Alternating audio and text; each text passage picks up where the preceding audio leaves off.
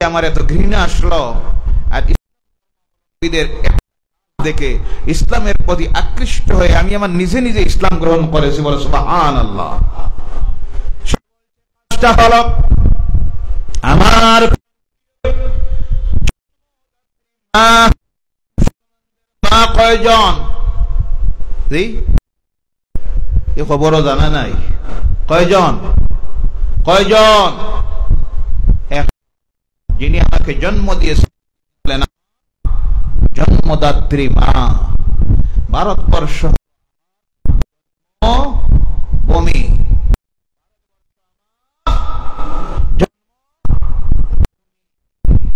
মাকে 9 মাস ধারণ করেছেন, তিনি হলেন আমার মা। ভারত আমার ভূমি। কথা বোঝা গেছে?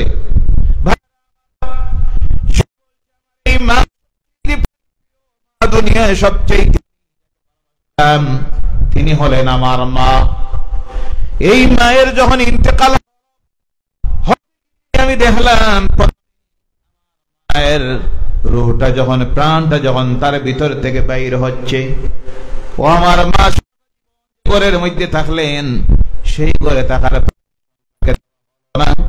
তাড়াতাড়ি ঘর থেকে ঘরের বাইরে এনে রাখা হলো। আমি চিন্তা করলাম, আহারে কি ধর্ম আমার, যে মা সারাটা জীবন এই ঘরের ভিতরে কাটাইল, জীবনের শেষ সময়টা যখন ওই মাকে ঘরে রাখা হলো না।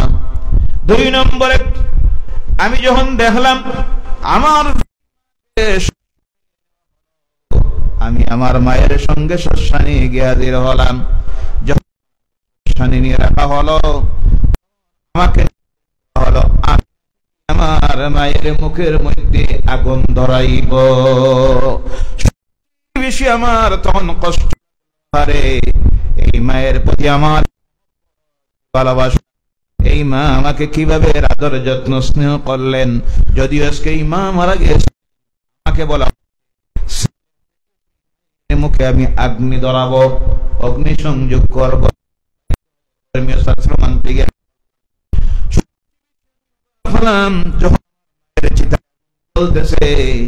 আমি দেখলাম কিছু দাঁড়িয়ে আছে, যারা পান করে, কি করে দাঁড়িয়ে আছে। আমার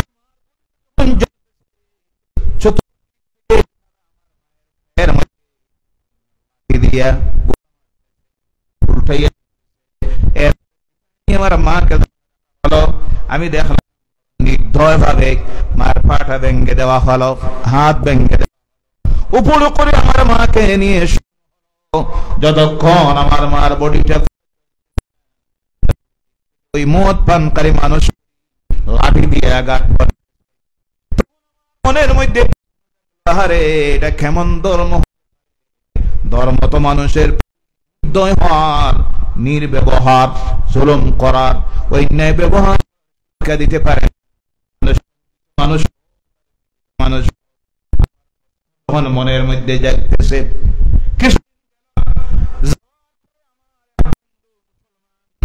তার মা মারা গিয়েছেন সংবাদ যখন আমি মনের জন্য তার বাড়িতে চলে গেলাম।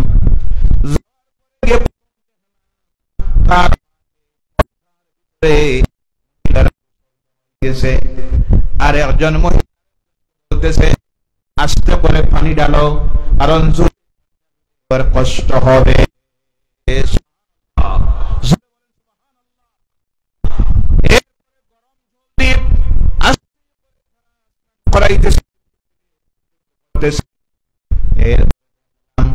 আস্তে আস্তে করে দেওয়াইল, এর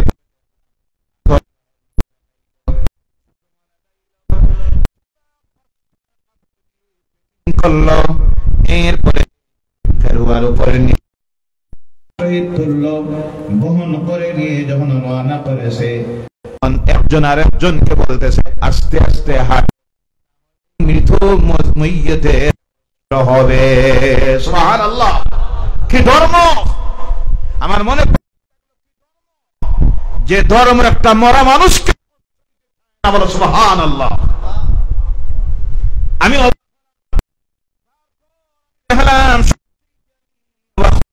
সময় আমি দেখলাম নিয়ে খেউটা যখন রাখা মানুষ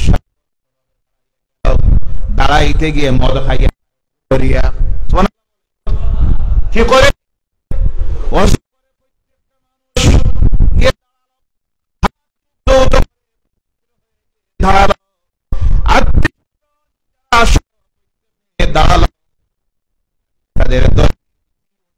তারা কি জিজ্ঞাসা করলাম কি তখন 30 জন জন্য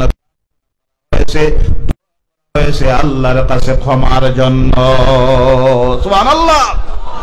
আমার মনে প্রশ্ন, কি ধর্ম আর আমরা কি?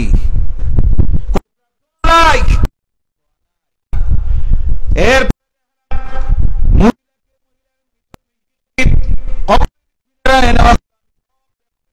প্রত্যক্ষ করতেছে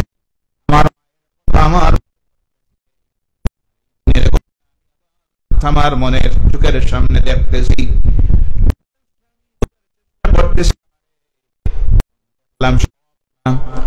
যারা এই মহিলা পারে তারা গেল কবরের 3 জন উপরে থেকে আস্তে করে লাশটা নামাইয়া দিল, আরো 3 জন আস্তে আস্তে ধরে, তাতে মাইয়িতের কোনো কষ্ট।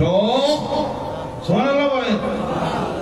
এরপর তারা কবরের মধ্যে নিয়ে শায়িত করে রাখলো, রাখার পরে দেখা গেল এর উপরে তারা বাঁশ দিল, কলা পাতা দিল, আস্তে করে মাটি দেয় যাতে জোরে সাউন্ড না হয়, মাইয়িতের যেন কোনো কষ্ট না হয়। সুবহানাল্লাহ। আস্তে আস্তে মাটি দিল, দেওয়ার পরেও শেষ হয় নাই। যখন মাটি চাপা দেওয়া শেষ হলো, আবার তারা সব দাঁড়াইলো, দাঁড়াইয়া দেখে প্রার্থনা করতেছে তাদের স্রষ্টার কাছে মৃত ব্যক্তির জন্য। তখন আমার মনের মধ্যে প্রশ্ন জাগলো, আরে এটাই তো আসল ধর্ম, যে ধর্মটা একটা মানুষ মারা যাওয়ার পরে তার সঙ্গে কি ব্যবহারের শিক্ষা দেয়। সেই দিন আমি আমার নিজে নিজে সিদ্ধান্ত নিলাম, আর আজে বাজে কিছুতে থাকবো না, ইসলাম গ্রহণ করে নিব। বলো সুবহানাল্লাহ। আর সুবহানাল্লাহ। এর জন্য আমার ভাইয়েরা মুসলমানেরা, ইসলাম এমন ধর্ম, ইসলামের প্রত্যেকটা ইবাদতকে আল্লাহ পাক বানিয়ে দিয়েছেন এমন সিস্টেমে, প্রত্যেকটা কাজের মাধ্যমে দুনিয়ার মানুষের কাছে ইসলামের দাওয়াত যায়। কিন্তু আজকে আমাদের মধ্যে কোনো আমল নাই, যার কারণে ইসলামের দাওয়াত পৃথিবীর মানুষের সামনে আমরা তুলে ধরতে পারতেছি না। ইসলামী ঐক্য আসার জন্য আল্লাহ পাক সিস্টেম বানিয়ে দিলেন। আল্লাহ জানাইয়া দিলেন, ও দুনিয়ার মুসলমান যারা, ولله على الناس حج البيت من استطاع إليه سبيلا। والله أكبر। ولله على الناس, আল্লাহ সেই সমস্ত মানুষের জন্য হজকে ফরজ করে দিয়েছেন যাদেরকে আল্লাহ শারীরিক সামর্থ্য দিয়েছেন এবং আর্থিক সামর্থ্য দিয়েছেন। তার ঘর পর্যন্ত গিয়ে পৌঁছা আল্লাহ তাদের উপরে জীবনে একবার তার ঘরে যাওয়ার পৌঁছা হজ আদায় করাকে আল্লাহ ফরজ করেছেন। বলেন সুবহানাল্লাহ। অর্থাৎ যাদের শারীরিক শক্তি আছে, নিজের ঘর থেকে মক্কায় যাওয়া, হজের নিয়ম কানুন গুলি আদায় করা, আর যাওয়ার জন্য আর্থিক যে প্রয়োজন, বর্তমান দেখা যায় যে আজকে 4.5 লক্ষের মতো অনুমানিক টাকা লাগে। যে মানুষের শারীরিক শক্তি আছে এবং 4.5 লক্ষ টাকা ক্যাপিটাল আছে, তার উপরে হজ করা আওয়াজ করে বলেন, হজ করা ফরজ। কথা বুঝা গেছে? কিন্তু মানুষটা নামাজ পড়ে না, হজে যাওয়া যাইতেছে? কথা বলেন না আপনার? নামাজ পড়ে না, হজে যাওয়া যাইতেছে? দাঁড়িয়ে রাখছে না, হজে যাওয়া যাইতেছে? মেয়ে বিবাহ দিচ্ছে না, হজে যাওয়া যাইতেছে? ছেলে মেয়ের চাকরি হয়েছে না, হজে যাওয়া যাইতেছে? কি মশলা জানা না? আল্লাহ এখানে কিছু আয়াতের মধ্যে বলেছেন, যারা নামাজ পড়বে না তাদের জন্য হজে যাওয়া হারাম, যে দাঁড়িয়ে রাখে নাই তার জন্য হজে যাওয়া নাজায়েজ, যার ছেলে মেয়ের এখনো বিবাহ হয় নাই তার জন্য হজে যাওয়া হারাম। এমন কোন কথা এই আয়াতে আছে? আমাদের সমাজে কিছু মানুষের ভুল চিন্তাধারা, অনেকে দেখবেন নমাজ ফাঁসকের পড়তাম পারি না, হজে যাইতাম কিনা। মানে বোঝা গেল নামাজ পড়লে হজে যাওয়া, নামাজ না পড়লে হজে যাওয়া নাই, এমন কোন মাসলা নাই। আবার দেখবেন অনেকে কয় বাড়ির বড় ফর্স থইয়া হজে যাইতাম কিনা। মানে মেয়ে এখনো বিয়ার বাকি রয়েছে, ছেলেও বাকি রয়েছে, এর জন্য হজে যাওয়া যাইস না, এলে কোনো মাসলা আছে? ভাইয়ার আপনার দায়িত্ব হিসাবে ছেলে মেয়ের বিবাহ দেওয়া দায়িত্ব হিসাবে ফরজ, কিন্তু ইমানদার মুসলমান হিসাবে আল্লাহ যখন তোমাকে সামর্থ্য দিয়ে দিল, শারীরিক এবং আর্থিক তোমার উপরে হজ ফরজ হয়ে গেল, এরপরে আরো কিছু আছে। অনেকে কয় এখন যে যাইতাম গিয়া আইয়া ঠিক হইয়া টাকা যাই বলি, মানে বোঝা গেল গেলে কি আইয়া নামাজ পড়া লাগবো, মিশা মাথা যাইতো না, সুদ নেওয়া যাইতো না, ঘুষ পাওয়া যাইতো না, এর লাগে এখন গিয়া লাভ হইতো না, যাওয়ার বাদে তো আইয়া ঠিক হইয়া টাকা লাগবো। কম বয়স গিয়া আইয়া ঠিক হইয়া টাকা যাইব নি, মানে যতদিন ঠিক হইয়া টাকা যাইতো না ততদিন যাওয়া যায় নাই। মানে যা পারো আল্লাহ নাফরমানি করিয়া 60-70 বছর বয়সে আস্তে আস্তে বাবাজি রওনা আল্লাহর বাড়ি। কার বাড়ি? কার বাড়ি? हजारों बिल चूहा मार कर बिल्ली अभी रवाना हो रहा है बैतुल्लाह पर। जी 1000 उंदुर मारिया खाया আর বিড়াল এখন রওনা করেছে আল্লাহর বাড়ির দিকে। এই আল্লাহর বাড়িতে যাওয়ার কোনো দাম আছে? জি ভাইরা আমার, হজ ফরজ হওয়ার সঙ্গে সঙ্গে ভাইরা আমার হজকে আদায় করে নিবেন। আল্লাহ রাসূল সাল্লাল্লাহু আলাইহি ওয়াসাল্লাম বলেছেন, কোন ব্যক্তির উপরে হজ ফরজ হওয়ার পরে যদি সেই ব্যক্তি হজকে আদায় না করে মারা যায়, আল্লাহ রাব্বুল আলামিনের আল্লাহর জাতের কসম সেই ব্যক্তির জন্য জাহান্নাম ওয়াজিব হয়ে যাবে। বলো নাউযু বিল্লাহি মিন যালিক। সাহাবায়ে কেরামরা প্রশ্ন করেন, ইয়া রাসূলুল্লাহ সাল্লাল্লাহু আলাইহি সাল্লাম, সেই ব্যক্তি নামাজ পড়তো, আল্লাহ রাসূল বলেন নামাজ পড়তো অবশ্যই, যাকাত দিত, রমজানের রোজা রাখত, যুদ্ধের ময়দানে যাইত, আল্লাহ রাসূল বলেন সব করতো, কিন্তু হজ ফরজ ছিল, হজ আদায় করে নাই। এমন অবস্থায় মারা গেছে, সেই ব্যক্তি দুজকে যাওয়া অনিবার্য হয়ে গেছে। কথা বোঝা না? ও আমার ভাইরা, আল্লাহ রাসূলের একজন সাহাবী আল্লাহ রাসূলের কাছে আসেন, এসে বলেন, ইয়া রাসূলুল্লাহ সাল্লাল্লাহু আলাইহি সাল্লাম, আমার মাকে আমি গত রাত্রিতে স্বপ্নে দেখেছি, আমি দেখি আমার মা জাহান্নামের আগুনের মধ্যে জ্বলতেছেন। আল্লাহ রাসূল বলেন, ও আমার সাহাবী, তোমার মায়ের আমল কেমন ছিল? তিনি বলেন, ইয়া রাসূলুল্লাহ সাল্লাল্লাহু আলাইহি সাল্লাম, আমার মায়ের আমল বড় ভালো ছিল। আমার মা 5 ওয়াক্তের নামাজ পড়তেন, রমজান মাসে রোজা রাখতেন, যাকাত আদায় করে দিতেন, হিসাব করে। আমার মা পর্দার সহিত থাকতেন। আল্লাহ রাসূল জিজ্ঞাসা করেন, তোমার মায়ের উপরে কি হজ ফরজ ছিল? তিনি বলেন, অবশ্যই আমার মায়ের উপরে হজ ফরজ ছিল, কিন্তু আমার মা হজ আদায় করতে পারেন নাই, মারা গিয়েছেন। আল্লাহ রাসূল বলেন, তুমি তোমার মায়ের বদলি হলে চলে যাও, অথবা কাউকে দিয়ে তোমার মায়ের বদলি হজটা আদায় করাইয়া নেও। সাহাবী বলেন, সঙ্গে সঙ্গে সেই বছর আমি আমার মায়ের বদলি হলে চলে গেলাম। হজ করে এসে আল্লাহ রাসূলের সামনে গিয়ে জিজ্ঞাসা করি, ইয়া রাসূলুল্লাহ সাল্লাল্লাহু আলাইহি সাল্লাম, এবার বলুন তো আমার মা এখন কি অবস্থায় আছে? আল্লাহ রাসূল বলেন, ও আমার সাহাবী, এইমাত্র আমি দেখতেছি তোমার মা আল্লাহর জান্নাতে চলে গেছে। আর রাসূল বলেন, সুবহানাল্লাহ। তার থেকে প্রমাণিত হলো হজ ফরজ হওয়ার পরে আদায় না করার কারণে বাকি কোন ইবাদত দিয়ে আল্লাহর দরবারে ছোটা সম্ভব হবে। এর জন্য আল্লাহ রাসূল বলেন, হজ ফরজ হওয়া মাত্র আদায় করে নাও, কারণ হতে পারে অসুস্থতা দেখা দিতে পারে। আজকে তুমি সুস্থ, আল্লাহ না করুক, আগামী করলো প্যারালাইসিস, হার্টের প্রবলেম আর বিভিন্ন সমস্যা দেখা দিতে পারে। 2 নম্বরে হতে পারে আজকে তোমার হাতে ক্যাপিটাল আছে 5 লক্ষ টাকা, হজে গেল না, আপনি আগামী করলো, অন্য কোন প্রয়োজনে সেই টাকা হাত থেকে চলে গেল, তোমার উপরে হজ ফরজ হয়েছিল, তুমি আদায় করো নাই, এবার মারা গেলে হজ ফরজ নিয়ে তুমি কবরে চলে গেলাই। ও আমার ভাইরা মুসলমানেরা, আমার আল্লাহ রাসূল সাল্লাল্লাহু আলাইহি সাল্লাম এই হজের উপরে আল্লাহ এতটুকু সওয়াব কেন দিল? দেওয়ার কারণ হলো এই হজে যখন মানুষ যায়, পৃথিবীর সমস্ত মুসলমান এক জায়গার মধ্যে গিয়ে একত্রিত হয়, একজন আরেকজনের সঙ্গে সাক্ষাৎ হয়, দেখা হয়। আমার ভাইরা, আল্লাহ রাসূল সাল্লাল্লাহু আলাইহি ওয়াসাল্লামের জন্য বলছেন এই হজটা আল্লাহ পাক জীবনে একবার ফরজ করেছে। কয়বার? জীবনে কয়বার ফরজ? একবার। আমার রাসূল জীবনে একবার হজ করেছিলেন, বলে সুবহানাল্লাহ। সেই একবার আল্লাহ ফরজ করলেন, তার কারণ হলো এত কঠিন সফর, এত কঠিন ইবাদত, যে ইবাদতের মধ্যে সবচেয়ে বেশি প্রয়োজন হয় শারীরিক শক্তির। প্র্যাকটিক্যালি সব কাজ করতে হয়। এর জন্য আমার ভাইরা, যুবকেরা যারা আছেন, আমি অনুরোধ রাখি, যাদের উপরে হজ ফরজ হয়ে গেছে, জওয়ানকে বয়সে হজ আদায় করুন, হজ আদায় করুন, তাহলে হজ নামের ইবাদতের মজা বুঝতে পারবেন। আল্লাহ প্রত্যেককে জওয়ানকে বয়সে হজ আদায় করার জন্য তৌফিক দেয়, বলেন আল্লাহুম্মা আমিন। বুড়ো বয়সে হতে গিয়ে লাভ নাই, তবে এইখানে হইয়ান না। বুড়ো বয়সে অনেক হাজিরা, আমার নিজের বাস্তব অভিজ্ঞতা, আপনাদের দোয়ায় কয়েকবার হজের সফর করেছি, আর প্রতি বছর আপনাদের দোয়ায় উমরা হজের সফর করি। আমার যে অভিজ্ঞতাটা হলো, আমি দেখলাম বয়স্ক মানুষ হজে যাওয়ার পর ইবাদত করা তো দূরের কথা, তাদের উপরে একটা জুলুম হয়, নিজের উপরে একটা বিরাট বোঝা উঠে যায়।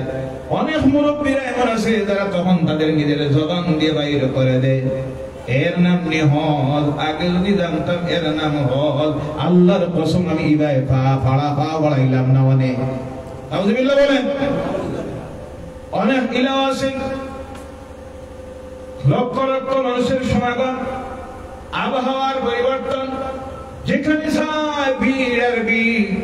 বিরক্ত হয়ে অনেক সময় কমেন্ট করে, একবার আইসি হজে আর আল্লাহর কাছে পাইয়া যায়, আর আল্লাহ জীবনে আর এই পথে দিয়ে আমারে আনিস না।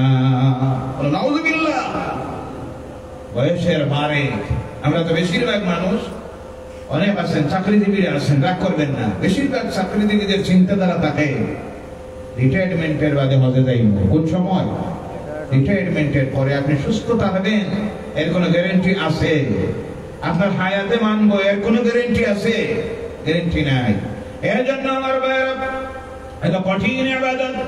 তাই প্রত্যেকটা এই ইবাদতের প্রত্যেকটা নিয়ত করতে গিয়ে আমরা পড়তে হয়, যেমন আল্লাহুম্মা ইন্নী উরিদুল উমরাতা ফায়াসসিরহা লি ওয়া তাকাব্বালহা মিন্নি।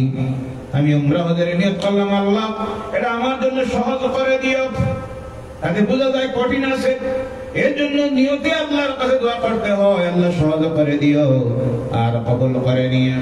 এই হজ যখন আল্লাহর কোন বান্দা বান্দে করে নেয়, আল্লাহ রাসূল সাল্লাল্লাহু আলাইহি সাল্লাম বলছেন, আল হাজ্জু মাবরুরুন লাইসা লাহু জাযাউন ইল্লাল জান্নাহ। বিশুদ্ধ হজ যখন আল্লাহর কোন বান্দা বান্দে করে নেয়, সেই হজের বিনিময়ে আল্লাহর কাছে বেহেশত ছাড়া কিছুই নাই। সুবহানাল্লাহ। আর জোরে বলেন সুবহানাল্লাহ। ও আমার ভাইরা, এর জন্য আল্লাহ পাক সিস্টেম বানাইয়া দিয়েছেন। এক নম্বরে হলো এক মহল্লার মানুষ প্রতিদিন 5 বার এক জায়গায় যাতে একত্রিত হয়, এর জন্য হলো মসজিদ। কোনটা? মসজিদ। এই মসজিদে না হইয়া আমরা ঘরে ঘরে যদি 5 ওয়াক্তের নামাজ পড়তাম, ইসলাম সেই ব্যবস্থা দিতে পারত না। কিন্তু আল্লাহ দিল না। তার কারণ হলো একটা মহল্লার মুসলমান যেন প্রতিদিন রোজ 5 বার একটা জায়গায় একত্রিত হইতে পারি, এর জন্য বানাইতে হয় মসজিদ। আজকে মসজিদে খালি নামাজই নাই, নামাজের জামাত নাই, যার কারণে সবচেয়ে বেশি যে সমাজের মানুষের মধ্যে হিংসা বিদ্বেষ, এই সমাজের মানুষ হলো মুসলমান। কথা ঠিক কিনা? যে জিনিসে হিংসা বিদ্বেষ দূর করে মহব্বত, ভালোবাসা, ভ্রাতৃত্ববোধ তৈরি করবে, তার নাম হলো নামাজ আর নামাজের জামাত। প্রতিটি মহল্লার যদি যারা নামাজের উপযুক্ত, যাদের উপরে নামাজ ফরজ, 5 ওয়াক্তের নামাজের জামাতে যদি হাজির হয়ে যাইত, তাহলে সেই মহল্লা মুসলমানদের মধ্যে হিংসা বিদ্বেষ, দলাদলি, মারামারি, গালাগালি, হানাহানি থাকতো। ইসলাম সেই ব্যবস্থা করেছে। বৎসরে 2 দিন, 9 দিন, বৎসরে 2 দিন এক জায়গায় একত্রিত হওয়ার ব্যবস্থা ইসলাম করেছে, যেটা হলো খুশির দিন, দুই ঈদের দিন। যে জায়গায় গিয়ে একত্রিত হবে সেই জায়গার নাম হলো ঈদগাহ, খুশির জায়গা। কোন জায়গা? বিভিন্ন জায়গায় আছে। কিছু মুসলমান আছে যারা মসজিদে ঈদের নামাজ পড়ে, আছে না নাই? কথা বলবেন? থানার ঈদগাহ আমরা যাইতাম কি? অনেকে কয় থানার ঈদগাহ আমরা যাইতাম কি? কার ঈদগাহ? থানা থানা কারা? বিভিন্ন জায়গায় দাঁড়িয়ে আপনাদের এখানে আল্লাহ রাসূলের কি সেই মাসলা জানা ছিল না? আল্লাহ রাসূল সাল্লাল্লাহু আলাইহি সাল্লাম জীবনে একটা ঈদের নামাজ মাত্র মসজিদে নববীতে পড়েছিলেন। কয়টা? কথা বলবেন, কয়টা?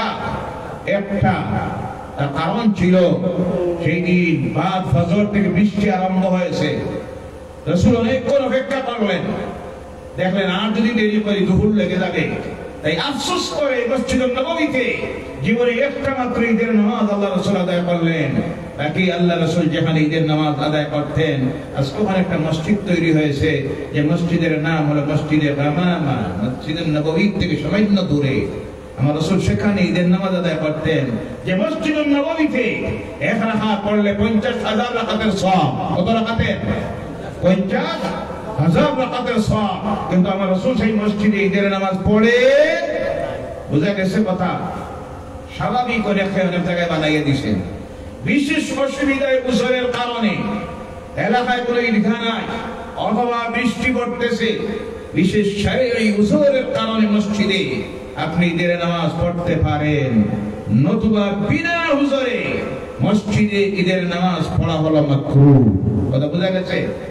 জি, আল্লাহর ওয়াস্তে যে কোনো জায়গায় যদি ঈদগাহ না থাকে, ঈদগাহ বানাবেন, ঈদগাহ তৈরি করুন। ঈদগাহ কেন বলা হলো? তার কারণ হলো সেই ঈদগাহের মধ্যে খুশির দিনে বিভিন্ন মহল্লার মানুষ গিয়ে একত্রিত হবেন। তোমাদের মধ্যে ভালোবাসা তৈরি হবে, মহব্বত তৈরি হবে, সালাম কালামের বিনিময় হবে, ভিতর থেকে হিংসা বিদ্বেষ দূরীভূত হয়ে গিয়ে ভ্রাতৃত্ববোধ তৈরি হবে। ইসলাম চায় ভালোবাসা, ইসলাম চায় একতা, ইসলাম চায় ভ্রাতৃত্ববোধ। এর কারণে আল্লাহ পাক বৎসরে 2 দিন বিভিন্ন মহল্লার মানুষ এক জায়গায় একত্রিত হওয়ার জন্য তার রাসূলের মাধ্যমে সিস্টেম বানাইয়া দিলেন। দুনিয়ার আর কোন ধর্মে সেই সিস্টেম নাই। পৃথিবীর মুসলমান বৎসরে একদিন যাতে একত্রিত হইতে পারে, এর জন্য আল্লাহর পক্ষ থেকে একটা দিন আল্লাহ নির্দিষ্ট করে দিলেন, যেই দিনের নাম হলো 9 জিলহজের দিন, যেই দিনের নাম হলো ইয়াউমুল আরাফা। সুবহানাল্লাহ! পৃথিবীতে আর কোন ধর্মাবলম্বীদের এইভাবে একই দিনে একই সময়ে এক জায়গায় একত্রিত হওয়ার কোন সিস্টেম আছে ইসলামে? সুবহানাল্লাহ বলেন। আল্লাহ সময় নির্দিষ্ট করে দিয়েছেন 9 জিলহজের দিন সূর্যোদয়ের পর সেই ময়দানের ভিতরে তোমরা যারা হজ করার জন্য এসেছো, তোমাদের জন্য সেই ময়দানে গিয়ে দাখিল হওয়া, কিছু সময় অবস্থান করা, যাকে উকুফ বলা হয়, আল্লাহ ফরজ করে দিয়েছেন। বলো সুবহানাল্লাহ। পৃথিবীর বিভিন্ন প্রান্ত থেকে তোমরা এসেছো, কিছু মানুষ সেখানে কালো, কিছু সাদা, কিছু বাট্টি, কিছু লম্বা, কাহারো ভাষা ইংরেজি, কাহারো ভাষা আরবি, কাহারো ভাষা বাংলা, কাহারো ভাষা উর্দু, কাহারো ভাষা মালয়, কাহারো তামিল, আফ্রিকার গভীর জঙ্গলের দেশ থেকে, বসনিয়া থেকে, যুগোস্লাভিয়া থেকে, লিবিয়া থেকে যারা এসেছে, এত কালো মানুষগুলি, ইউরোপের দেশ থেকে যারা এসেছে এত সুন্দর, আরব জাহান থেকে যারা এসেছে এত সুন্দর মানুষগুলি, আরবি ভাষা, কিন্তু তোমাদের মধ্যে যাতে কোনো ব্যবধান তৈরি না থাকে, সাদা কালোর মধ্যে, ধনী গরিবের মধ্যে আল্লাহ প্রমাণ দেখাইয়া দেওয়ার জন্য সিস্টেম বানাইয়া দিলেন। ও দুনিয়ার মুসলমানেরা, তোমাদের আমি আল্লাহর কাছে একটাই মাত্র পরিচয়, তোমরা সব হল আমি আল্লাহর গোলাম। সুবহানাল্লাহ। কার গোলাম? আমরা কার গোলাম? আরো জোরে বলেন কার? আল্লাহ দেখাইয়া দিতেছেন ইসলামের শিক্ষা হলো সাদা কালোর কোন ব্যবধান আমি আল্লাহর কাছে নাই। ধনী গরিবের কোনো পরিচয় নাই। ইন্না আকরামাকুম ইনদাল্লাহি আতকাকুম, আমি আল্লাহর কাছে তোমাদের মধ্যে সবচেয়ে সম্মানী তারা যারা আল্লাহকে বেশি করে ভয় করে। সুবহানাল্লাহ। আর আল্লাহর কাছে সম্মানী যারা সবচেয়ে বেশি আল্লাহকে ভয় করে। ধনী না, সাদা না, কালো না, এর কোনো পরিচয় আমার কাছে নাই। এই ব্যবধানটা যাতে না থাকে এর জন্য আল্লাহ তখন সিস্টেম বানাইয়া দিয়েছেন। কোটি কোটি টাকার মালিক হোক, লক্ষ কোটি টাকার মালিক নিজের পার্সোনালি হেলিকপ্টার ব্যবহার করে, কোটি টাকার গাড়ি ব্যবহার করে, খেদমতের জন্য সঙ্গে থাকে 10 থেকে 15-20 জন খাদিম খুদামা, এসি রুম ছাড়া ঘুমায় না। সেই ব্যক্তির জন্য আল্লাহর নির্দেশ হলো তোমার পায়ের মধ্যে তুমি জুতা পরিধান করতে পারবা না, মুসাও লাগাইতে পারবা না, মাথায় টুপি দিতে পারবা না, পাঞ্জাবি লাগাইতে পারবা না, গেঞ্জি লাগাইতে পারবা না, জাঙ্গিয়া লাগাইতে পারবা না। তোমার গায়ের মধ্যে তখন থাকতে হবে একটা কাপড়, শুধু সেলাই বিহীন চাদর, আর পরিধানে থাকবে একটা, তুমি আমেরিকা থেকে আসো, আর আরব থেকে আসো, পাকিস্তান থেকে হোক, বাংলাদেশ থেকে হোক, রাস্তায় যে মানুষটা রিক্সা চালায় সেও এসে তার গায়ে 2টা কাপড়। কয়টা? তার গায়ে 2টা কাপড় সাদা। কোটি কোটি বিলিয়ন মিলিয়ন টাকার মালিক হতে পারো, কিন্তু এই ময়দানে তুমি আমি আল্লাহর গোলাম, তোমার গায়ের মধ্যেও থাকবে 2টা কাপড়। ও আমার ভাইরা, আল্লাহ সেদিক প্রমাণ দেখাইয়া দে। এরপরে দেখেন এই ময়দানের মধ্যে যখন গিয়ে হাজির হয়, আল্লাহ পাকের কুদরতের ব্যবস্থা আল্লাহ করে রেখে দিয়েছেন। আসরের পর প্রত্যেকটা মানুষ যত পাষাণী হৃদয়ের মানুষ হোক না কেন, এই ময়দানে তখন আল্লাহ দরবারে হাত তোলে, এমন কোন মানুষ নাই যার চোখ দিয়ে পানি বাইর হয় না। সুবহানাল্লাহ। আর জোরে বলেন সুবহানাল্লাহ। আল্লাহ রাসূল বলেন এই ময়দানে কান্দো। আল্লাহ রাসূল হাদিস শরীফের মধ্যে আসতেছে, কান্দিতে গিয়ে আল্লাহ রাসূল হাত তোলেন। কোনদিনে তো হাত তোলেন না, হাত তুলতে তুলতে আল্লাহ রাসূল এতটুকু হাত তুললেন। সাহাবায়ে কেরাম বলেন, বুখারী শরীফের মধ্যে আসতেছে, রাসূলের ইহরামের নিচ দিয়ে বগল মুবারক দেখা গেছে, এতটুকু হাত তুললেন। বলেন সুবহানাল্লাহ। আল্লাহ দেখাইয়া দিতেছে এই ময়দানের দিকে তোমরা তাকাও। স্মরণ করার একটা দিনের কথা, যেই দিন তোমাদের প্রত্যেকের জীবনের মধ্যে আসবে। এইভাবে আর একটা ময়দানের মধ্যে গিয়ে হাজির হতে হবে। আজকে তো গায়ের মধ্যে আছে 2টা কাপড়। কয়টা কাপড়? কয়টা? আর একটা ময়দানে গিয়ে তোমরা হাজির হতে হবে, যেই ময়দানে তোমাদের গায়ের মধ্যে কোনো কাপড় থাকবে না। মায়ের গর্ভ থেকে যেভাবে ভূমিষ্ঠ হয়েছিল, সেইভাবে আমি আল্লাহ সামনে গিয়ে হাজির হতে হবে একদিন। যেই ময়দানে, সেই ময়দানের নাম হবে হাসরের ময়দান। কোন ময়দান? আজকে এই ময়দানে কান্দিতেছ, আমি আল্লাহর কাছে হাত ধরে কান্দিতেছ আর পড়তেছ। পড়ুন আমার সঙ্গে, রব্বানা যালামনা আনফুসানা ওয়া ইল্লাম তাগফির লানা ওয়া তারহামনা লানাকুনান্না মিনাল খাসিরিন। বিগত জীবনের গুনার কথা স্মরণ করে আমি আল্লাহর কাছে কান্দিতেছ। জেনে রাখো একদিন তোমাদের জীবনে আসবে, যেই দিন কান্দিবা গুনাহ মাফের জন্য নয়, সেদিন কান্দিবা আহারে আজকের সেই আল্লাহর সামনে হাজির হতে হবে। আমার দুনিয়ার জীবনের সমস্ত কাজের জবাব দিতে হবে কার কাছে? আসরের ময়দানের কথা যাতে স্মরণের মধ্যে আসে, এর জন্য আল্লাহ পাক আরাফাতের ময়দানে নিয়ে হাজির করায়, আর সেই দিনের কথা মনের মধ্যে স্মরণ করাইয়া দেয়। হজের ইবাদত প্রত্যেকটা কাজ দ্বারা একদিকে আল্লাহ চায় ঐক্য, বিশ্ব মুসলিম ঐক্য। তোমাদের মধ্যে কোনো ভেদাভেদ নাই, তোমাদের আল্লাহ একজন। রব কয়জন? জোরে বলবেন কয়জন? তোমাদের নবী, আমাদের নবী কয়জন? আমাদের দেওয়া আল্লাহর পক্ষ থেকে যে কিতাব দেওয়া হয়েছে কয়টা? কোন ভেদাভেদ আছে? কথা বলবেন। দলাদলি আছে? আমাদের আল্লাহ একজন, নবী একজন, কিতাব একটা। সেই যে এক জাতি, ঐক্যবদ্ধ একটা জাতি, তাদের মধ্যে কোনো ভেদাভেদে নাই, সে প্রমাণ দেওয়ার জন্য আল্লাহ ওদের ব্যবস্থা করেছেন। এর জন্য সেই ইহরামের কাপড় যখন গায়ের মধ্যে লাগায়, আল্লাহ ভাষার দিক দিয়ে দেখাইয়া দেয় তোমাদের মধ্যে কোনো ভেদাভেদে নাই। কাহারো ভাষা হলো বাংলা, কাহারো ভাষা হলো ইংরেজি, কাহারো ভাষা হলো ফার্সি, কাহারো ভাষা আরবি, কিন্তু তোমাদের প্রত্যেকের জবান দিয়ে তখন উচ্চারিত হয় লাব্বাইক আল্লাহুম্মা লাব্বাইক, লাব্বাইক লা শারীকা লাক লাব্বাইক, ইন্নাল হামদা ওয়ান নি'মাতা লাকা ওয়াল মুলক লা শারীকা লাক। বলো আল্লাহু আকবার। আল্লাহর ঘরের চতুর্দিকে ঘুরে যখন মানুষ ঘুরে পাগলের মতো ঘুরতে থাকে, সেই সময় আল্লাহর ঘরের দিকে দেখা হলো মাকরুহে তাহরিমি। তাওয়াফের অবস্থায় আল্লাহর ঘরের দিকে দেখানো হলো মাকরুহে তাহরিমি। আল্লাহর ইচ্ছা হলো আমার ঘরের দিকে তুমি যদি দেখতে চাও, চোখ করে দিতে গিয়ে তোমার আর একটা ভাইয়ের গায়ে তোমার ধাক্কা লেগে যাবে, যার কারণে তোমার ভাইটা কষ্ট পাবে, তোমার গুনাহ হয়ে যাবে। ইসলাম শিখাইয়া দিতেছে তোমার আরেক ভাই যেন তোমার থেকে কোনো কষ্ট না পায়। যে মুসলমান সেই ব্যক্তি প্রকৃত ঈমানদার মুমিন, যার হাত থেকে জবান থেকে আরেক মুসলমান নিরাপদ থাকে, সেই ব্যক্তি হলো প্রকৃত মুমিন। বলো সুবহানাল্লাহ। আল্লাহ ঘরের কিনারায় যাওয়ার পর আল্লাহ পাক তার ঘরের দিকে তাকানিকে নির্দেশ দিতেছেন না। আল্লাহ হাবিব বলছেন তোয়াফ যখন করো আল্লাহর ঘরের দিকে চাইও না, তার কারণ হলো তোমার আরেক ভাইয়ের কষ্ট হয়ে যাবে, ধাক্কা লেগে যাবে। হজ যখন হাজিরা করার পরে কুরবানি দিতে হয় কয়টা? দুইটা। কয়টা?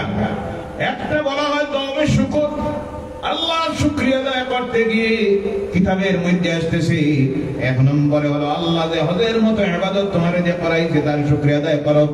আর 2 নম্বরে হলো ইহরামের অবস্থায় তুমি অনেক সময় তোমার কোন ভাইয়ের সঙ্গে ঝগড়া করেছো, তাওয়াফ করতে গিয়ে হতে পারে কাউকে জোরে একটা ধাক্কা দিয়েছো, কারোর সঙ্গে রাগ দেখাইছো, হতে পারে তোমার গায়ের মধ্যে একটা মশা বসেছিল মেরেছিল, মাছি বসেছিল তুমি মারছো, যার কারণে তুমি কাফারা স্বরূপ আর একটা কুরবানি দাও, তাহলে তোমার থেকে তোমার কোনো ভাই যদি কষ্ট পেয়ে থাকে আর তার মনের মধ্যে দুঃখ লেগে যায়, তোমার হজ আল্লাহর দরবারে কবুল হবে। ও আমার ভাইরা মুসলমানেরা, এর জন্য ইসলাম আমাদেরকে শিখাইয়া দিয়েছে আমাদের মধ্যে ঐক্য আনার জন্য। আল্লাহ সিস্টেম যে বানাইয়া দিয়েছেন আমাদের মধ্যে যাতে গরিব না থাকে, ধনী গরিবের ব্যবধান যাতে তৈরি না হয়, এর জন্য আল্লাহ ধনীর সম্পদের উপরে গরিবের হক ফরজ করে দিয়েছেন, যার নাম হলো যাকাত। যার নাম বিশ্ব মুসলমান যদি এখনো পরিপূর্ণভাবে সঠিকভাবে যাকাতকে কালেকশন করে, সঠিকভাবে যদি যাকাত ব্যয় করে, তাহলে বেশি না 50 বছর, এর বেশি লাগবে না, মুসলমান সমাজের মধ্যে গরিব বলতে কেউ থাকবে। সুবহানাল্লাহ, সুবহানাল্লাহ। এর বাস্তব প্রমাণ মুসলমানদের দ্বিতীয়তম খলিফা হযরত ওমর ইবনে খাত্তাব রাদিয়াল্লাহু তাআলা আনহু নাতি যখন ইসলামী রাষ্ট্রের ক্ষমতায় বসলেন, রাষ্ট্রনেতা হিসাবে যাকাত যখন কালেকশন করা হলো, কিতাবের মধ্যে আসতেছে রাষ্ট্র খুঁজাইয়া দেখা গেল রাষ্ট্রের মধ্যে যাকাত নেওয়ার মতো একটাও মানুষ নাই। বলে সুবহানাল্লাহ। আরো জোরে বলেন সুবহানাল্লাহ। গরিবি দূর করার জন্য মানব তৈরি কোন ব্যবস্থা, আইন যে গরিবি দূর করা সম্ভব হবে। আজকে তো অমুক আর তমুক স্লোগান দিয়ে গরিবি হটাও, আমরা গরিবি দূর করে দিব, এত বছরের ভিতরে আল্লাহর দেওয়া বিধান ছাড়া গরিবি হটানি সম্ভব নয়। গরিবি হটানির জন্য ইসলাম বলেছে ফিতরা, সাদকা, দান, যাকাত। রাষ্ট্রনেতা যখন যাকাত কালেকশন করলেন, পুরো রাষ্ট্রে বুঝাইয়া দেখা গেল একজন যাকাত নেওয়ার মতো মানুষ নাই, সব যাকাত দেয়া। সুবহানাল্লাহ বলেন। কিন্তু আদায় তো করতে হবে। আন্দের মধ্যে কিতাবের মধ্যে আসতেছে, ইতিহাসে আন্দের মধ্যে যাকাতের সমস্ত টাকা একত্রিত করে নিয়ে বাইর হয়েছেন, আদায় তো করতে হবে, দিতে হবে। খুঁজাইতে খুঁজাইতে গিয়ে 1 দিন 2 দিন 3 দিন 7 দিন, কয় দিন? 7 দিন চলে গেছে। ক্লান্ত হয়ে হযরত উমর ইবনে আব্দুল আজিজ, সেই সময় মুসলিম রাষ্ট্রনেতা, ক্লান্ত হয়ে এক গাছে নিচে গিয়ে বিশ্রাম নিয়েছেন। একটু ঘুমের ভাব এসেছে। ঘুম থেকে যখন উঠেন দেখেন ওর কিনারায় আরেকটা মানুষ কান্দে বিরাট একটা বস্তা লইয়া বসে আছে। ঘুম যখন ছাড়লো মনে মনে ভাবলেন, আল্লাহ যাই হোক, একটা মানুষ পাওয়া গেছে। কি পাওয়া গেছে? একটা মানুষ পাওয়া গেছে। এক মুসিবত থেকে বাঁচবো, আমার দায়িত্ব আদায় করবো। তিনি ভাবতেছেন এই মানুষটা হলো একজন ফকির, ভিক্ষা করে করে করে ক্লান্ত হয়ে এসে ওর কিনারায় বসেছে। আর ভাবলেন এই যাকাতের টাকাটা তার কাছে দিয়ে আমার দায়িত্ব আদায় হইব, আমি যাইবো গিয়া রাষ্ট্রনেতা। বললেন, ভাই দয়া করো, তুমি আমার একটা দায়িত্ব থেকে তুমি মুক্ত করো। বলে, কি দায়িত্ব আপনার? আমি রাষ্ট্রনেতা, যাকাতের টাকাটা নিয়ে আমি 7 দিন থেকে ঘুরতেছি, যাকাত দেওয়ার মতো কোনো মানুষ পাই না। এবার তোমাকে পাইলাম, আমার যাকাতের টাকাটা নেও আর আমার দায়িত্ব থেকে মুক্ত করে দে। সেই লোকটা বলল, অবাক হলাম, আমি ভাবতেছিলাম আমার দায়িত্ব থেকে আমি মুক্ত হব। সুবহানাল্লাহ বলেন। আপনি তো করতেছেন 7 দিন থেকে, আমি করতেছি 14 দিন থেকে। সুবহানাল্লাহ নাই? আমি তো আপনাকে ঘুমের মধ্যে দেখে আপনার কিনারায় বসে আছি, ভাবতেছি আপনি ঘুম থেকে ওঠার পরে আমার যাকাতের টাকাটা আপনারে দিয়ে আমি বিদায় হব, আর আপনি ভাবতেছেন আমারে দিবেন যাকাতের টাকা। আপনি যে মুসিবতে পড়ছেন আমিও সেই মুসিবতে। তবে আপনি ঘুরতেছেন বলতেছেন 7 দিন থেকে, আর আমি 14 দিন থেকে ঘুরতেছি আমার যাকাতের টাকা দেওয়ার জন্য। ওটা দেশটা করলাম, যাকাতে নেওয়ার একজনও পাইলাম না। সুবহানাল্লাহ। ইসলামী অর্থনীতির ব্যবস্থা, গরিবী হটায়ের ব্যবস্থা, আজকে আমাদের সমাজের মানুষ যাকাত দেয় না এবং সঠিকভাবে যাকাতকে আদায় করা হয় না। সঠিকভাবে যাকাতকে ব্যবহার যদি করা হতো, সঠিকভাবে আদায় করা হতো, তাহলে বেশি দিন না, 20 থেকে 25-50 বছর যাওয়ার পরে দেখতেন আমাদের সমাজে গরিব থাকতো। ইসলাম সেই ব্যবস্থা করেছে ভ্রাতৃত্ববোধ আসার জন্য, ধনী গরিবের ব্যবধান দূর হওয়ার জন্য। তাই প্রত্যেকটা ইবাদত হলো আল্লাহর দ্বীনের দাওয়াত দেয়, প্রত্যেকটা ইবাদত হলো ঐক্য আনার জন্য, ভ্রাতৃত্ববোধ তৈরি করার জন্য। ও আমার ভাইয়েরা, আল্লাহর ওলি যারা ছিলেন তাদের প্রত্যেকেরই একটাই ছিল চেষ্টা, মানুষকে সঠিক পথের দিশা দেওয়া, আল্লাহ পর্যন্ত পৌঁছাইয়া দেওয়া। একই আল্লাহ দাওয়াতে কালেমা লা ইলাহা ইল্লাল্লাহর মাধ্যমে গোটা বিশ্ব মানুষকে শান্তি দেওয়া এবং একই সংগঠনের ছত্রছায়ায় জায়গা দেওয়া। এটা ছিল আল্লাহ ওলিদের দাওয়াতি কাজ, আল্লাহর নবীদের দাওয়াতি কাজ, ওলামায়ে কেরামদের দাওয়াতি কাজ। আজকে যখন ইসলামের দেওয়া বিধান থেকে আমরা দূরে সরে গেছি, যার কারণে আজকে আমাদের মধ্যে ঐক্য নাই, ভালোবাসা নাই, হিংসা বিদ্বেষে পুরো সমাজটা ভরপুর হয়ে গেছে। 1 নম্বরে যদি আমাদের সমাজের মহব্বত ভালোবাসা হিংসা বিদ্বেষ দূরীভূত করতে হয়, প্রত্যেকটি মানুষকে হতে হবে 5 ওয়াক্তের নামাজি। কয় ওয়াক্তের? আওয়াজ করে বলেন, কয় ওয়াক্তের? এবং সেই নামাজ পড়তে হবে জামাতে, সেই নামাজ পড়তে হবে জামাতে, মসজিদে এসে। আল্লাহ রাসূল সাল্লাল্লাহু আলাইহি সাল্লাম সেই জামাতের প্রতি গুরুত্ব করে রূপ দিয়েছিলেন, আর আল্লাহ জামাতের নামাজীদের প্রতি কি রহমত আর বরকত দিয়েছেন। আল্লাহ রাসূল বলেছেন, আল্লাহ তাআলা বান্দা যখন নামাজের জামাতের মধ্যে মানুষ সারিবদ্ধভাবে দাঁড়ায়, সবচেয়ে বেশি আল্লাহ সেই সময় তার বান্দাদের প্রতি খুশি হয়ে যায়। সিজদায় যখন যায় আল্লাহ পাক সঙ্গে সঙ্গে তাদের সামনে এসে তার কুদরতের সূরতে হাজির হয়ে যায়। সুবহানাল্লাহ। নামাজে যখন জামাতে মসজিদে পরিপূর্ণ হয়ে যায়, মসজিদ আল্লাহর কাছে দোয়া করে, আয় আল্লাহ, যারা আমার রিজিক দিল, আমার ভিতরে এসে তুমি আল্লাহর কুদরতের কদমে সিজদা দিল, আল্লাহ মাবুদ তুমি এদের রিজিকটা বাড়াইয়া দাও। সুবহানাল্লাহ। আল্লাহর মসজিদে আল্লাহর রহমতের অগণিত লক্ষ লক্ষ ফেরেশতা থাকে।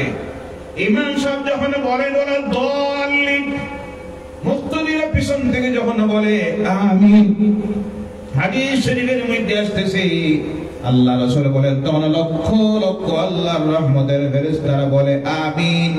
আর ফেরেশতা নিষ্পাপ ফেরেশতার আমিনের সঙ্গে আল্লাহ গোটা মুক্তদিদের জামাতের আমিন কবুল করেন। সুবহানাল্লাহ সুবহানাল্লাহ। আল্লাহর বান্দারা যখন জামাতে নামাজে সিজদা দেয় আর যখন সালাম ফিরায় আল্লাহর ফেরেশতারা তখন ঘোষণা দেয় ও আল্লাহ পাক তোমার বান্দাগুলোকে maaf করে দে। আল্লাহ তখন বলে ও আমার ফেরেশতারা তোমরা সাক্ষী থাক, এই জামাতে নামাজ পাঠকারীদের জীবনের গুনাহ আমি আল্লাহ maaf করে দিলাম। বলো সুবহানাল্লাহ। এর জন্য ভাইরা আমার নামাজ পড়বেন, পাঁচ ওয়াক্তের জামাতে নামাজটা পড়বেন। এবং আগে বলেছি, শুরুতে বলেছি, আজ যে বিভিন্ন গজবাত বালিয়াত আমাদের উপরে আসতেছে সব আমাদের হাতের কামাই। আজ ঝড় বৃষ্টি, তুফান, ঘূর্ণিঝড়, শিলাবৃষ্টি, সন্ধ্যা যেমনে হয়, অনেকে কয় রাত ঘুম নাই, জানার ডরে কোন সময় যে কি হইতো। এমন তুফান, এমন শিলাবৃষ্টি রেকর্ড করতেছে, সব আসতেছে আল্লাহর গজব। আল্লাহ এগুলিকে আমাদের খাদিম বানাইয়ে দিয়েছে, গোলাম বানাইয়ে দিয়েছে। আমরা যখন আল্লাহর গোলামকে ছেড়ে দিয়েছি তখন খাদিম যারা ছিল তারা উল্টা ডিরেকশন নেওয়া শুরু করছে। আল্লাহর ওয়াস্তে আল্লাহর গোলাম হয়ে যাও, আল্লাহ কুদরতের কদমে সিজদা দাও, পাঁচ ওয়াক্তের নামাজ পড়ুন, জামাতে নামাজ পড়ুন, খালিস দিলে আল্লাহর কাছে তওবা করুন। আল্লাহ পাক আমাদেরকে এই সংক্ষিপ্ত আলোচনার উপরে আমল করার জন্য তৌফিক দে। সকলে বলেন আল্লাহুম্মা আমিন। ওয়া মা আলাইনা ইল্লাল বালাগ ওয়া আখিরু দাওয়ানা আলহামদুলিল্লাহি রাব্বিল আলামিন। আল্লাহুম্মা আমিন। ربنا ظلمنا أنفسنا وإن لم تغفر لنا وترحمنا لنكونن من الخاسرين. ربنا آتنا في الدنيا حسنة وفي الآخرة حسنة وقنا عذاب النار وادخلنا الجنة مع الأبرار برحمتك يا عزيز يا غفار يا رب العالمين. اللهم إني ظلمت نفسي ظلما كثيرا ولا يغفر الذنوب إلا أنت فاغفر لي مغفرة من عندك وارحمني إنك أنت الغفور الرحيم. اللهم لا تقتلنا بغضبك ولا تهلكنا بعذابك يا الله. أي الله তুমি রহমান, তুমি রহিম, তুমি গফুরুর রহিম। আমরা তোমার গোলামেরা, গুনাহগার, গুনাহ করেছি, অনেক গুনাহ করেছি আল্লাহ। জীবনের 40, 50, 60, 70টা বছর অতিবাহিত হয়ে গেল আল্লাহ। তোমার নাফরমানি করে করে জিন্দেগিটাকে বরবাদ করে দিয়েছি মাবুদ। যার কারণে আজকে তোমার কালামের আলোচনার এই মুবারক মাহফিলে তুমি মাবুদের ঘরের সামনে বসে হাজার হাজার তোমার বান্দাদেরকে নিয়ে, দাড়ি পাকা মুরব্বীদেরকে নিয়ে, উলামায়ে কেরামদেরকে নিয়ে, নিষ্পাপ মাসুম বাচ্চাদেরকে নিয়ে, আল্লাহ জওয়ান ভাইদেরকে নিয়ে খালিস তওবার নিয়তে তওবা করে তোমার দরবারে হাত পাতাইয়াছি মাবুদ। আল্লাহ আমাদের তওবাকে তুমি কবুল করে নাও, আর আমাদের আমল আমাদের জীবনের গুনাহগুলি তুমি maaf করে দাও রব্বুল আলামিন। আজকের এই মাহফিলের আয়োজন করতে গিয়ে তোমার যত বান্দা বান্দিরা যত প্রকারের সাহায্য দিল, সহযোগিতা দিল, আল্লাহ আজকের এই উরুস মাহফিল, ইসাল সাবের মাহফিল কমিটির কর্মকর্তা ভাইয়েরা যারা অনেক কষ্ট করে আয়োজন করেছে আল্লাহ, তাদের আয়োজনকে, তাদের যারা সাহায্য সহযোগিতা দিয়েছেন তাদের সাহায্য সহযোগিতাকে তুমি কবুল করে নাও। এর সওয়াবটুকু সর্বপ্রথম মদিনার হাবিবের রওজা মুবারকে পৌঁছাইয়া দেও আল্লাহ। সাহাবায়ে কেরাম থেকে শুরু করে যত মুমিন মুমিনাত, মুসলিমিন মুসলিমাত অন্ধকার কবরের গাড়ায় চলে গেছেন আল্লাহ প্রত্যেকের কবরের সওয়াবটুকু পৌঁছাইয়া দাও।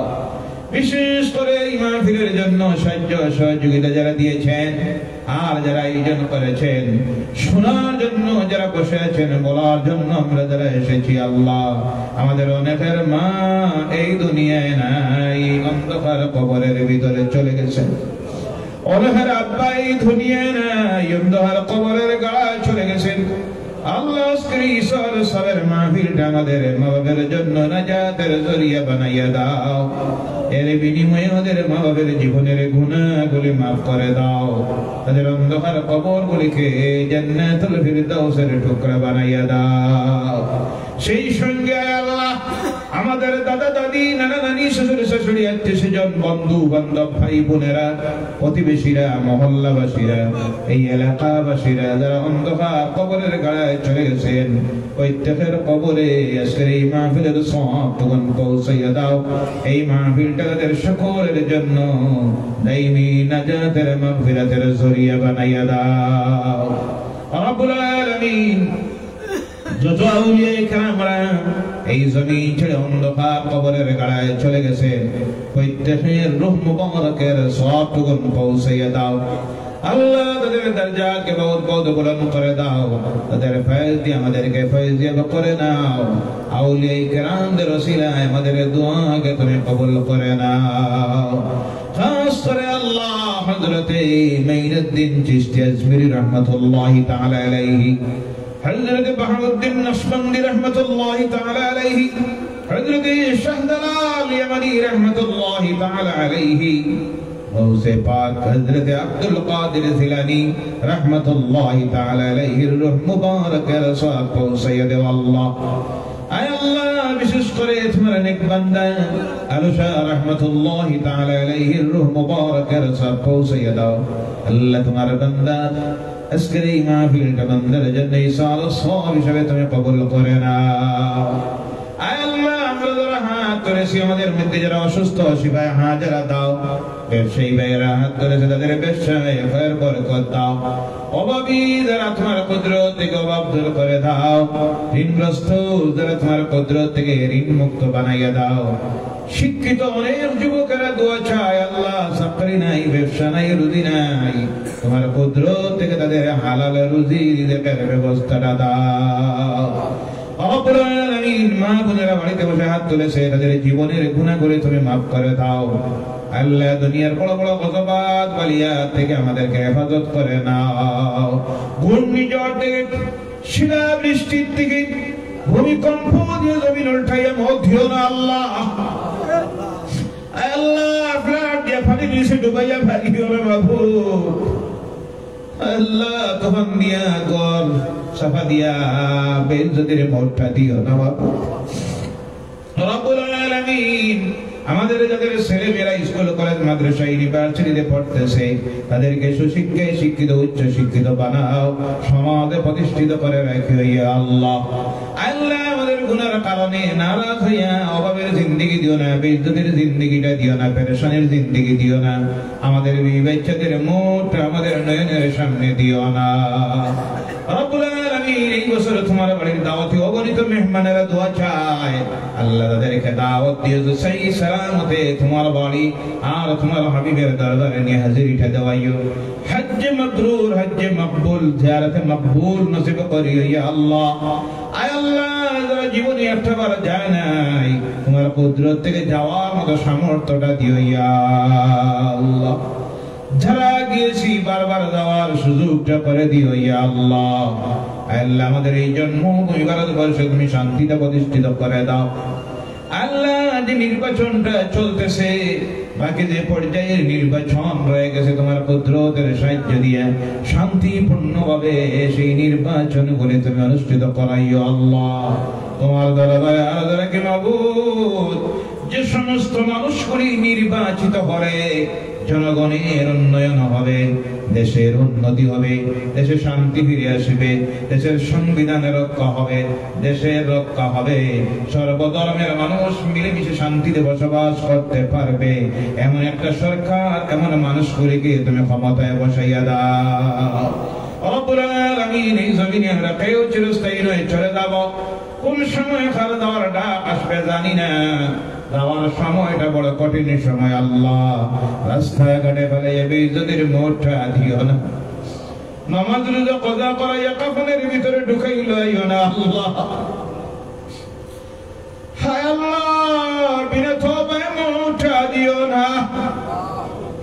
নার্সিং হোম মেডিকেল কলেজে নিয়ে শোয়াইও না মাহবুব। আয় আল্লাহ, জীবনের শেষ সময়টা যখন হাজির হবে, নূরের নবী নয়নের সামনে হাজির করে দিও। আর দুনিয়ার জীবনের শেষ কথাটা বারবার আমাদের জবানটা দিয়ে জারি করাইয়া দিও, লা ইলাহা ইল্লাল্লাহু মুহাম্মাদুর রাসূলুল্লাহ। সুবহান রাব্বিকা রাব্বিল ইজ্জাতি আম্মা ইয়াসিফুন ওয়া সালামুন আলাল মুরসালিন ওয়ালহামদুলিল্লাহি রাব্বিল আলামিন। ধন্যবাদ। আমরা বাগাবাজার সাহেবে খুব সুন্দর একটা ভাষণ সময়ের অভাবে তাদের সময় দিতে পারলাম না। এখন আতাবাড়ি মাদ্রাসা হযরত মাওলানা নজরুল ইসলাম সাহেব ভাই ওয়াজ করবান। আর আমার নিয়ামত ভাই কই, তুমি আও আমার সামনে একবার। নিয়ামত ভাই যেন থাকো আমার সামনে একবার আও। আর নজরুল ইসলাম সাহেব ওয়াজের পরে সিন্ধির সময় দাও। আব্দুল বাসির সাহেব ভাই না আইবা। নিয়ামত ভাই কই, আমি আনো না। নিয়ামত ভাই যেন থাকো, তুমি আমার সামনে আসো। জিম্মিটা হয়ে গেছে।